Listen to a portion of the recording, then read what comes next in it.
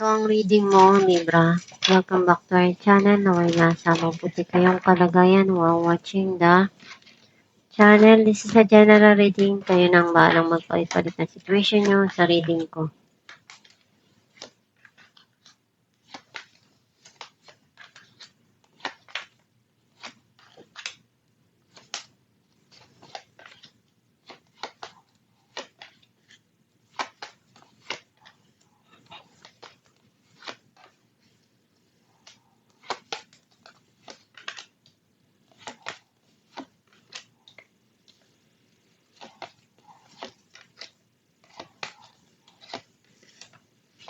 At the bottom of the deck, 5 of Wands. I feel like ang nasa-sense ko na energy mo, meron ditong nangyayari na struggle, either dun sa passion na pinagtutuunan mo ng pansin o dun sa sitwasyon na nangyayari ngayon sa buhay mo. Ang mensahe ng card mo, may darating na celebration o reunion, some of you reconciliation. Andun yung pagmamahal na binibigay nitong dalawang tao sa isa't isa at pinapakita kung ano yung kaya nilang may padama sa bawat isa. Some of you kung ano yung sa tingin mo pagkukulang, ikaw na yung nagbibigay nun. Pinapakita mo kung gaano mo kamahal yung isang tao o pinapadama mo. You feel betrayed o you feel something here na burden para sa'yo. Kaya kailangan mo nang i-end yung situation kasi pagod ka na or sinukuan mo na. Kung ano yung nangyari sa past, kung ano yung kaya mo pang ayusin dun, gagawin mo.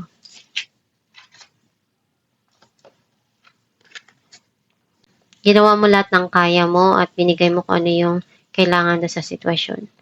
Some of you, darating din yung panahon na lahat ng pinaghirapan mo, maaani mo rin or masusuklian din.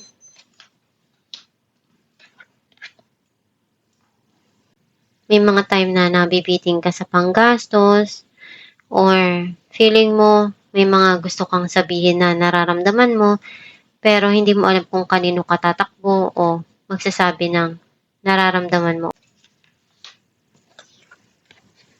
Iniisip mo na mag-ipon o mag-save para sa sarili mo at sa kinabukasan ng mga mahal mo sa buhay. Pero may mga bagay pa ngayon na kailangan mo i-handle at ayusin sa financial mo.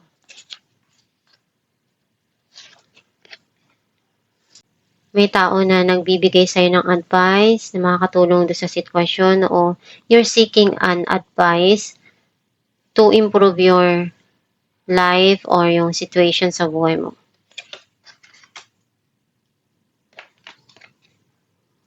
May darating dito na success and victory. Some of you, may mga bagay ngayon na gusto mong gawin pa dahil passion mo yon at gusto mong ipagpatuloy hanggat kaya mo. Andun yung pagmamahal na binibigay mo palagi sa bawat sitwasyon na pinapasok mo o sinisimulan mo. Some of you, andun yung sobra-sobrang umaapaw na pagmamahal na ino-offer mo dun sa taong mahal mo o sa pamilya mo. May mga opportunity na darating sa buhay mo o may message kang marireceive through chat, text, or email.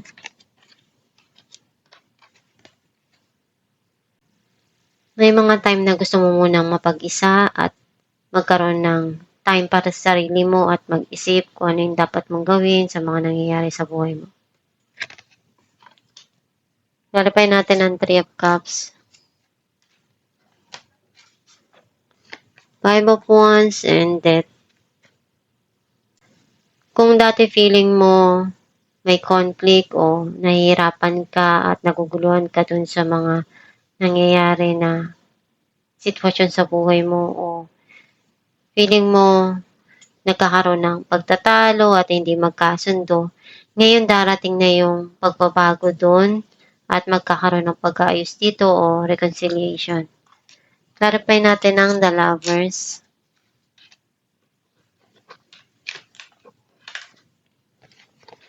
Four of Swords and Queen of Cups. Nagkaroon ng silent treatment dito o hindi pag-uusap. Kaya dinamdam mo yun.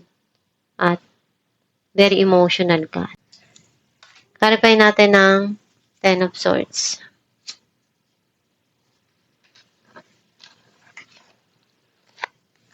The Empress and Queen of Pentacles.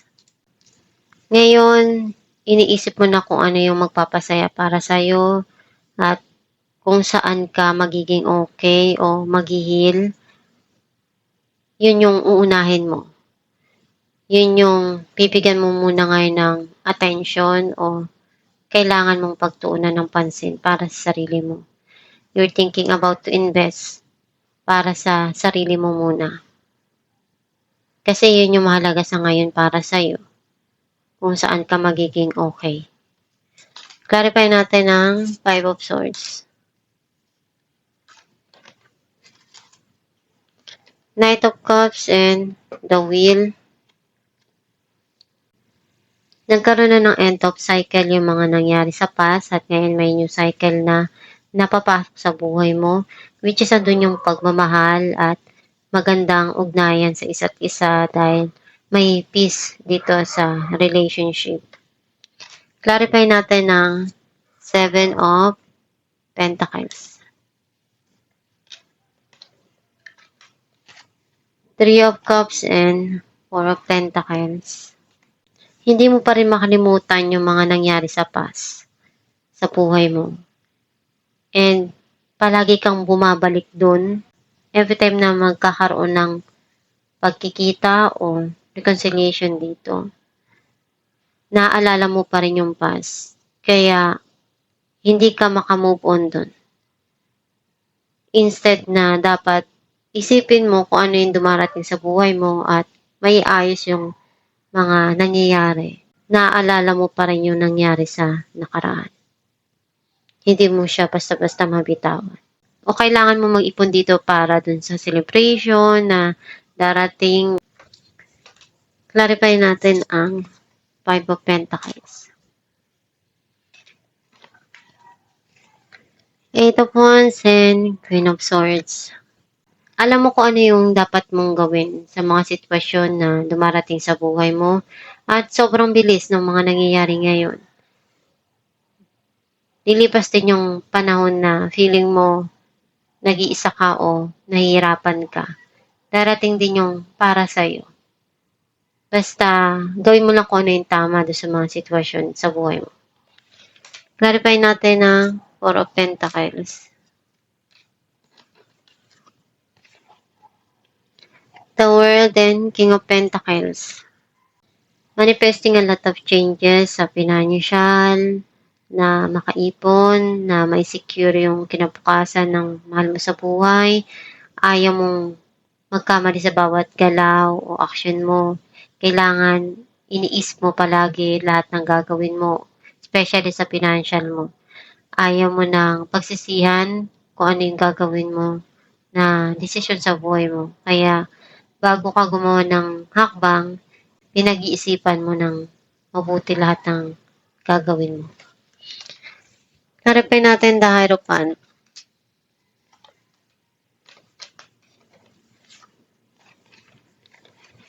The Lovers and Three of Pentacles. You're thinking about to build or ayusin kung ano yung pagsasama o relasyon. And may mga advice kang nakukuha na makakatulong sa buhay mo. Some of you, kung ano yung inaayos mo at ginagawa mo ngayon sa buhay mo, para yun sa pamilya mo at sa mahal mo sa buhay. Clarify natin ang Six of Wands. The Magician and Ace of Wands.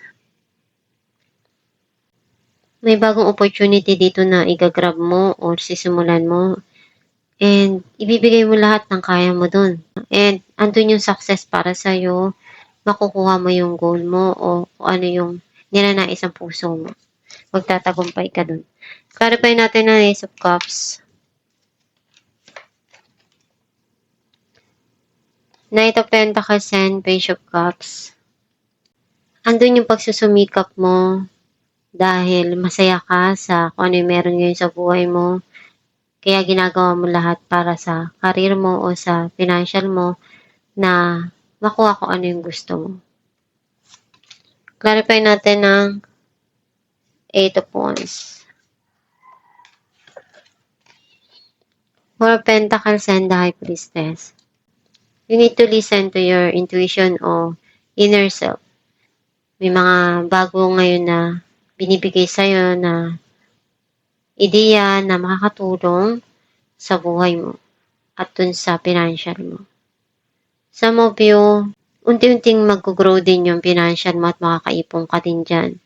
Basta gawin mo lang kung ano yung naiisip mo na pwede makatulong dun sa mga pangarap mo.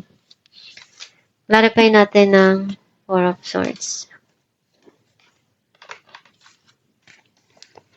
Ace of Cups and Four of Wands.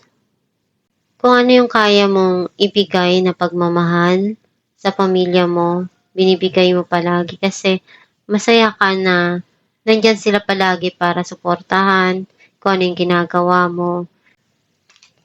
Alamin natin kung anong mensahe para sa'yo.